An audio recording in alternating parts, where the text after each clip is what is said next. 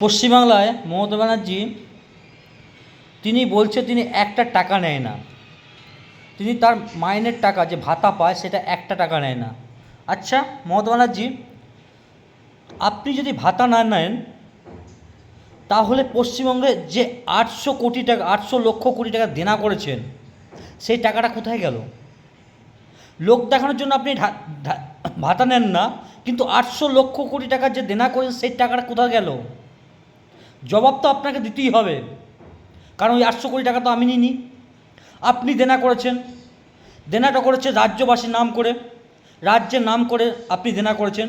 সেই টাকাটা গেল কোথায়? আপনি যে দীক্ষাতে দেখাচ্ছেন যে আমি একটা টাকাও ভাতা নিই না। আপনার যে ভাইপো সেটি বিদেশে চোখ দেখাতে যায়। পশ্চিমবাংলায় এমন চিকিৎসা ব্যবস্থা করেছেন যে আপনার ভাইপো, আপনার ফ্যামিলির নাতি নাতনি কেউ পশ্চিমবাংলার চিকিৎসা করে না, সব আমেরিকায় যায়, লন্ডনে যায় চিকিৎসা করতে। কেন? কত টাকা কোথায় পেয়েছেন?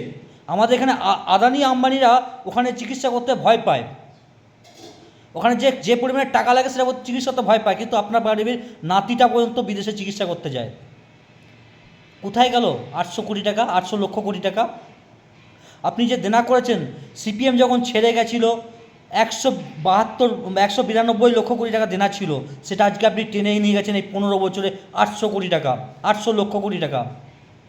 আপনি বলছেন 1 টাকা নিইনি আমি, আপনি আদিক্ষাতে দেখাচ্ছেন। আপনার ভাইপোর বাড়ি এই বড় বড় ঝাড়বাতি, কলেজ স্ট্রিটে, এই হরিশ চ্যাটার্জি রোডে 35টা প্লট, এগুলো কোথা থেকে এলো? আপনি তো 1 টাকা নেন না, মেনে নিলাম, কিন্তু এই 800 লক্ষ কোটি টাকা হিসাবটা দিন। এই 35টা প্লট কী থেকে কিনেছেন? কার নাম করে রেখে দিয়েছেন? এখন নিজের ফ্যামিলি তো নাম করে রেখে নেই, কোনো কুত্তার নাম করে রেখেছেন। যেরকম পার্থ চট্টোপাধ্যায়ের কিছু সম্পত্তি আছে এই পূর্ব মেদিনীপুরে স্কুলের সম্পত্তি কুত্তার নামে করা আছে। আপনি কার কার নামে করে রেখে দিয়েছেন? জানতে চাই। আপনি আদিক্ষাতা দেখাচ্ছেন যে আমি 1 টাকা নিই না, 1 টাকা ভাতা নিই না, কিন্তু 800 লক্ষ কোটি টাকা দেনা করে রেখে গেছেন। সেই টাকাটা গেল কোথায়? আপনি খেয়েছেন মমতা ব্যানার্জি।